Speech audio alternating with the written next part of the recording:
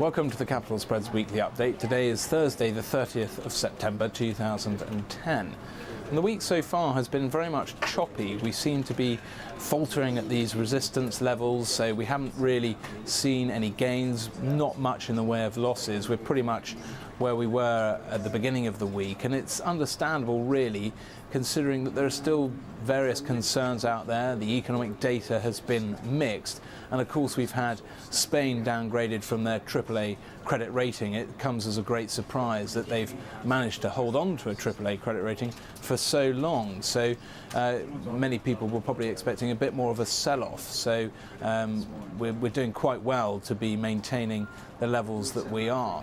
I mean, earlier in the week we did actually have confirmation of the good UK GDP number for the second quarter. 1.2% the economy grew by, which was a good surprise to the upside. But the concern really is these forward-looking numbers, the PMI numbers, which have been a bit weaker than expected. And this all comes at the end of a very, very strong quarter for the FTSE, when we've got October tomorrow, and so it's the last day of Q3, and the FTSE's put on some 15%. So it's no wonder really that we're probably seeing investors just shuffle around their positions a little bit, happy to bank the profits so far seen for Q3. So the current situation is very similar to last week really. FTSE around 55.60, the Dow a little bit better than last week, 10.840. And the currencies, of course, further dollar weakness on this concerns over the growth and whether it will be sustained or not. So euro has strengthened to 136.50. Cable strengthened a little bit from last week, 158.90. But the real strength has come from gold, of course, and as we see continued uncertainty, we've jumped beyond 1300 now. We're at 1312, and it looks like the bull trend for gold is still very much intact. So resistance and support levels very much the same as last week, but how have clients been trading it? Let's stick with the gold theme. They're actually, interestingly, now on the whole short gold. Having been long gold for the last couple of years, really enjoyed the rally higher to this level. A lot of clients have taken their profit and are actually now expecting lower prices from here. So it'd be interesting to see if we do get a dip, whether that will change. Will clients continue to think that gold will correct to the downside, or will they see that as a buying opportunity and change their view? Conversely, silver is seeing a lot of buyers, and it would seem that clients perhaps feel that silver has a long way to go compared to gold. It's got to catch up with gold, which of course has seen tremendous gains over the last couple of years.